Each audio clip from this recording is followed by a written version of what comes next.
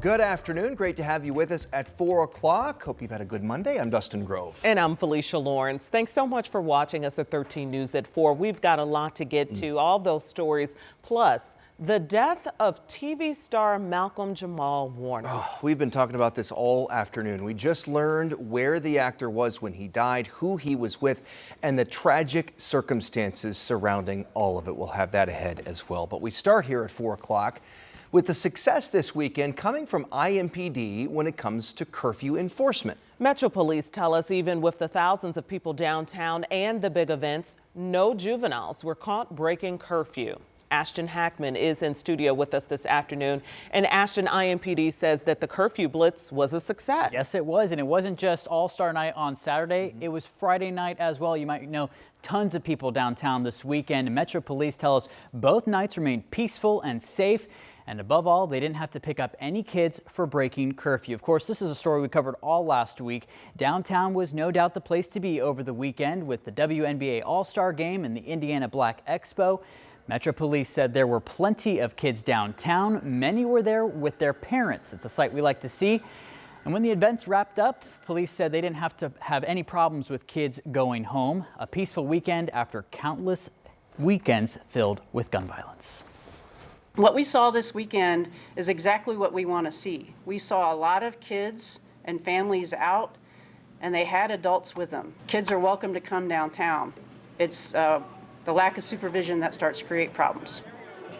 Zero curfew violations come the same week. IMPD announced a new safe location for kids that do break curfew. It obviously went empty this weekend, and thankfully. But the question is, how long can we keep this up? We had so many extra support staff there, community organizations, some outside agencies.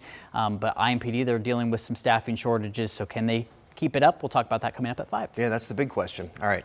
Thank you, Ashton. And we now know the name of the bicyclist hit and killed by a box truck on Indy's west side. It happened Friday in the intersection of Miller Street and South Lyndhurst Drive. Police say the truck hit and killed 30-year-old Christopher M. Cole, who was riding against the flow of traffic. There was no sidewalk in this area. Officials say if riding in the road, bicyclists should ride with the flow of traffic. The man accused of murdering an Elwood police officer is now facing new charges for allegedly stabbing a prison guard.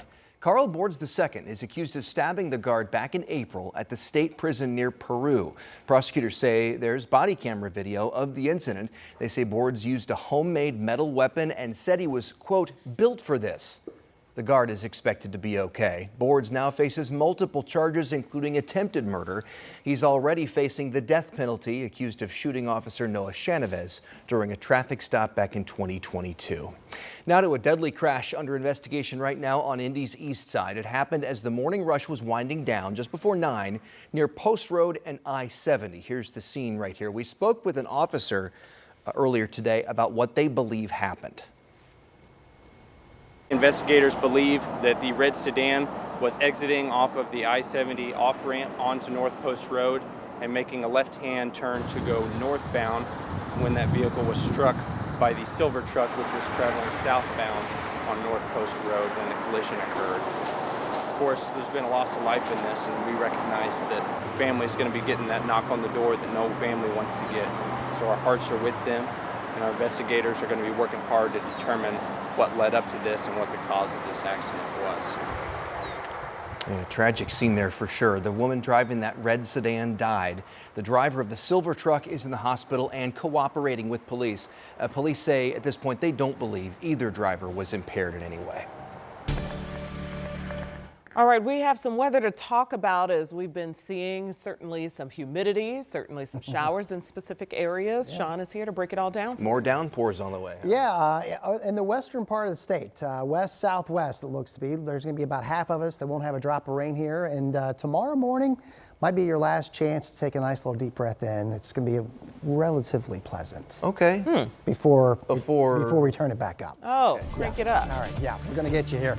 All that's covered in the 7-day. Let's take care of this. Yep, downpour in progress here. This is I-70 looking east. This is near Terre Haute. We'll show you why the camera looks that way. There's axis that's draped along the I-70 corridor. So basically west and southwest of that is where we get these downpours popping today. Nothing severe out of them. except some quick half-inch to locally inch of rainfall. And we've got some new clusters that are forming here over Brown and Monroe County.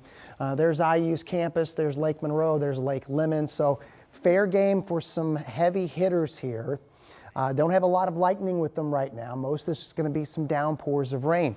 The eastern part of the state, the northeastern part of the state, living in some nice sunshine and comfortable air too, relatively speaking. It's 79 in Richmond. Here in the metro, we've got clouds and we're at 81.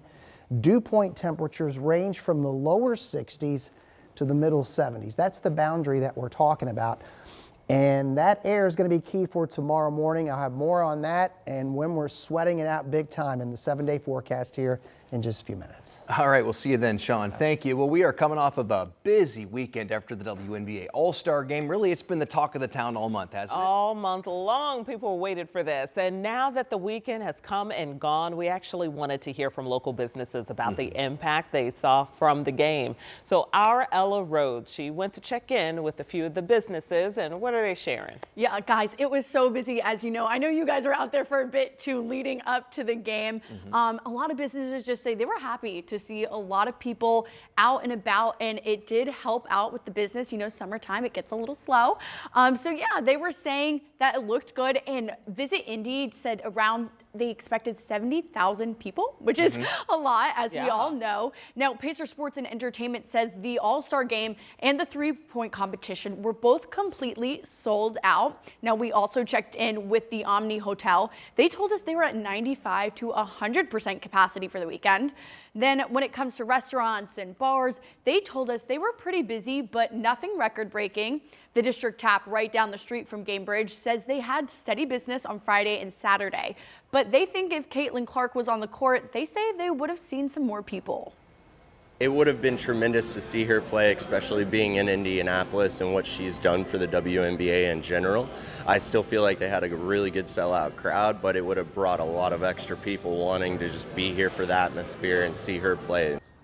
And also the pub right down the street from Gamebridge says they weren't too busy before the game. As you know, they are 21 only, but after the game ended, there were plenty of people there celebrating. They said they were pretty full. So we're also just still waiting to hear from the airport about, you know, how many travelers they saw this past weekend for the game, because I can only imagine they were pretty busy. Right? Yeah. Definitely. So overall successful weekend for the city for sure. Yeah, well, definitely. The downtown was just alive Friday afternoon. It was so fun everywhere you went. Yeah. It was a party. It was just so great to see all those visitors. And we got a chance to see really some big names that were pretty accessible this weekend, which is something that we're not always used to, right? Yes, I saw Angel Reese. I was like, oh my God. Right? Look, there the person is, and also everyone is much taller in person than what you thought, than what they look like on the little screen. Ella, thanks for looking into that. Yeah, most definitely. Thanks, guys. All right.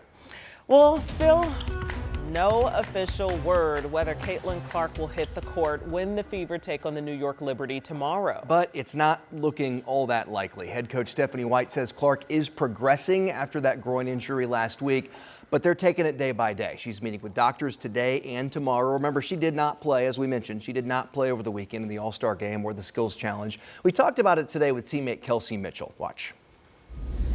I want to win regardless. You know, unfortunately, CeCe will not be around, but you got to want to win regardless. We look at these situations like it's unfortunate, but we got to keep playing for her and make sure that she knows that, you know, we miss her, but we got to do right by ourselves as well. Absolutely. This is the midpoint of the season. The Fever hoping to return to the WNBA playoffs. Right now, they're in 6th place in the league and 3rd in the Eastern Conference. Samantha Johnson looked into this story today. Coming up at 5, she's got more on the team. She talked with other players just about their chemistry, playing without Caitlin, and what's next. So looking forward to that story at 5.